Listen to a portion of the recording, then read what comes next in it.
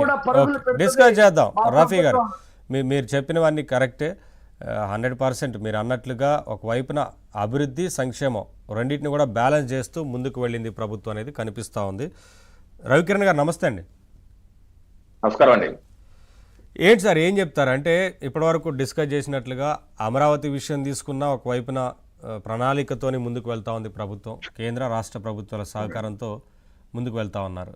అమరావతి తీసుకున్న, పోలవరం తీసుకున్న, పారిశ్రామికంగా అభివృద్ధి చేసే విషయంలో రాయలసీమకి కట్టుబడి ఉన్నామని చెప్తూనే పారిశ్రామికంగా పరిశ్రమలు స్థాపించేందుకు రాయలసీమలో కూడా ప్రణాళికలు రచించారు. ఆ రకంగా ముందుకు వెళ్తూ ఉంది ప్రభుత్వం. అలాగే విశాఖ విషయంలో కూడా సేమ్ ఐటీ హబ్గా ఆర్థిక రాజధానిగా అభివృద్ధి చేసేందుకు ఇటీవల కాలంలో నిర్వహించిన గ్లోబల్ సమ్మిట్ కావచ్చు, గ్లోబల్ సమ్మిట్ ద్వారా వచ్చిన కంపెనీలు విశాఖపట్నంలో స్థాపించడంతో పాటు రాష్ట్రంలో నలుమూలల అన్ని ప్రాంతాల్లో కూడా పరిశ్రమల స్థాపనకు సంబంధించి కృషి చేసింది ప్రభుత్వం. మొత్తంగా 2025 ఒక సంతృప్తికరంగా గడిచిందని అనుకోవచ్చా? ఏం చెప్తారు? నవీన్ గారు, ముందుగా మీకు ప్యానలిస్ట్ కి ఏబిఎన్ వీక్షకులందరికీ నమస్కారం అండి. 2025 క్యాలెండర్ ఇయర్ కి ఇది చివరి రోజు. కొన్ని గంటల్లో 2026 ఆంగ్ల నూతన సంవత్సరం రాబోతుంది. ఈ సందర్భంగా ముందస్తుగా అందరికీ అభినందనలు, శుభాకాంక్షలు. 2026 అందరికీ చక్కగా ఆనందదాయకంగా ఉండాలని చెప్పి కోరుకుంటున్నా. అయితే 2025 క్యాలెండర్ ఇయర్ ని ఒకసారి సింహాలోకనం చేసుకుంటారండి. రాష్ట్రంలో సుపరిపాలన, సంక్షేమం, అభివృద్ధి, ఈ మూడు త్రిమూర్తులైనటువంటి నరేంద్ర మోడీ గారు, చంద్రబాబు నాయుడు గారు, పవన్ కళ్యాణ్ గారు ఏ రకంగా ఒక సమన్వయంతో తీసుకువెళ్ళిన తీరు నాకు తెలిసి ఆంధ్రప్రదేశ్ రాష్ట్ర చరిత్రలో ఒక సువర్ణ అధ్యాయం ఇది.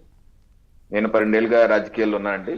ఇంత సమన్వయంతో ఇన్ని విధాలుగా అటు సుపరిపాలన, సంక్షేమం, అభివృద్ధి ఈ మూడింటిని సమన్వయం చేసుకుంటూ ముగ్గురు నాయకులు ఏకతాటిపై వెళ్ళటం అనేది నిజంగా ఇది అద్భుతం. 2025 మా కాకినాడ భాషలో చెప్పాలంటే కాకినాడ కాజా తిన్నంత అద్భుతంగా ఉందని చెప్పాలి. ప్రధానంగా అంటే రైతాంగం, గ్రామాల్లో రైతాంగం జగన్ ప్రభుత్వ హయాంలో ఒక ధాన్యం అమ్మితే నెలల తరబడి ఇచ్చేవారు కదండి డబ్బులు. అలాంటిది ఈ రోజు మా ప్రభుత్వం ఈ 2025లో 35 లక్షల టన్నులకు ధాన్యం సేకరించడం, దాంతో పాటు 24 గంటల్లోనే 8,200 కోట్లు 5,50,000 పైచీలకు రైతుల ఖాతాలో నేరుగా జమ చేయటం అనేది ఒక చరిత్ర, హిస్టరీ అండి. ఎప్పుడు ఇలా జరుగుతుందని ఏ ఒక్క రైతు అనుకోలేదు, నేను కూడా అనుకోలేదు. ఇది సాధ్యమా అని, ఎందుకు చేయలేకపోతున్నారు అనుకునేవాడిని. కానీ ఈ రోజు మా ప్రభుత్వం, ఎన్డీఏ ప్రభుత్వం వచ్చాక ఈ రకంగా అసాధ్యాన్ని సుసాధ్యం చేసి చూపించింది. ఇది రైతులకి ఎంతో ఆనందదాయకం అండి. అలాగే గతంలో రైతులకు సంబంధించి వారి యొక్క ఈ ఉల్లి కానీ లేదా తోతాపురం మామిడి కానీ కోకో కానీ ఇటువంటి మార్కెట్ రేటు తగ్గి ఇబ్బంది పడ్డారు. అలాంటిది జగన్ ప్రభుత్వంలో ₹1 మార్కెట్ ఇంటర్వెన్షన్ చెప్పున ఇచ్చిన రూపాయి లేదు. అలాంటిది మేము ఈ 2025 క్యాలెండర్ ఇయర్ లో 1,100 కోట్లు ఆ రైతులకి అండగా ఆసరగా ఉంటాకి కేంద్ర రాష్ట్ర ప్రభుత్వాలు సంయుక్తంగా ఇంటర్వెన్ చేశాం. ఆ రకంగా రైతులు హ్యాపీ.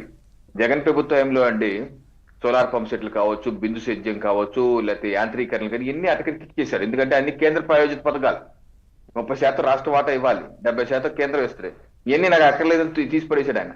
ఈ రోజు మా ప్రభుత్వం 2025 సంవత్సరం అద్భుతంగా రాయలసీమకు కావాల్సిన బిందు సేద్యం కావచ్చు, లేకపోతే ఈ ట్రాక్టర్లు, వివిధ పనిముట్లు కావచ్చు, ఇవన్నీ, అలాగే సోలార్ పంప్ సెట్లు చక్కగా రైతులకు అందించి ఒక ముందుకు తీసుకెళ్లే పరిస్థితి. అలాగే గ్రామాల్లో కూడా పవన్ కళ్యాణ్ గారి నేతృత్వంలో 2025లో నిజంగా ఒక అద్భుతం. ఎందుకంటే గత జగన్మోహన్ రెడ్డి గారి ప్రభుత్వంలో అండి సర్పంచ్లు ఆత్మహత్యలు చేసుకున్నారండి, ఆ బలవన్మరణలు చేసుకున్నారు. మరి ఈ రోజు ఆ పరిస్థితి లేదు మా ప్రభుత్వంలో. ఈ రోజు ఆర్థిక సంఘం నిధులు నేరుగా సర్పంచుల ఖాతాల్లో వేస్తుంది మా ప్రభుత్వం, ఎక్కడ రూపాయి దాచుకోవట్లేదు. అలాగే పవన్ కళ్యాణ్ గారు 13,000 పైసలకు పంచాయతీల యొక్క మీటింగ్ ఒకేసారి నిర్వహించి Guinness book of world record తీయటమే కాదు, దాని తీర్మానం చేసిన పనులు కూడా అమలు చేసి 4,000 పైసలకు గ్రామాల్లో రోడ్లు వేయటం, మరమ్మతులు చేయటం, అలాగే తాండాలు ఎప్పుడు లేని విధంగా ఏ డిప్యూటీ సీఎం కానీ సుదూర తాండాల్లోకి గిరిజన ప్రాంతాలకు వెళ్ళింది లేదు. అలాంటి పవన్ కళ్యాణ్ గారు గిరిజన ప్రాంతాలకు వెళ్ళటం, రోడ్లు వేయించడం, అలాగే కేంద్ర ప్రభుత్వం ఇస్తున్న జల్ జీవన్ మిషన్ ని జగన్మోహన్ రెడ్డి గారు అటకెక్కించేశారు. గ్రామీణ ప్రాంతాల్లో ప్రతి ఇంటికి కుళాయి అనేది కేంద్ర ప్రభుత్వ పథకం. ఈ రోజు దేశవ్యాప్తంగా 13 కోట్ల ఇళ్లకి ఇచ్చింది కేంద్ర ప్రభుత్వం. అలాంటిది మన రాష్ట్రంలో పేరు గొప్ప ఊరి దెబ్బ అని చేశారు జగన్మోహన్ రెడ్డి గారు. ఈ రోజు పవన్ కళ్యాణ్ గారి నేతృత్వంలో మళ్ళీ అది రివ్యూ చేసుకుని లోటుపాట్లు సరి చేసుకొని అద్భుతంగా మళ్ళీ తీసుకొస్తారు. అలాగే గ్రామాల్లో గ్రామాలు నిజంగా రైతాంగం రోడ్లు బాగుపడ్డాయి, వ్యవస్థలు బాగుపడ్డాయి. విద్యా వ్యవస్థ నారా లోకేష్ గారు విద్యా వ్యవస్థని ఏ రకంగా గాడికి పెట్టడం, ఏ రకంగా వాళ్ళకి మధ్యాహ్న భోజనం పథకంలో కూడా మెరుగైనటువంటి ఆహారం ఇవ్వటం, కొంచెం ఎక్కువ రేట్ అయినా సరే మరి పౌష్టికాహారం ఇవ్వటం, అలాగే వారికి స్కూల్ పుస్తకాలు కావచ్చు, బ్యాగ్. ఇదివరకు జగనన్న బెల్ట్, జగనన్న చిక్కి అని ప్రతి దాంట్లో జగనన్న బెల్ట్ లో దూరేవాడు, బ్యాగ్ లో దూరేవాడు. ఈరోజు ఏ బ్యాగ్ లోను ఏ దీనిలోను మా లోకేష్ గారు కానీ మా చంద్రబాబు నాయుడు గారు దూరట్లేదు ఎవరు అక్కడ.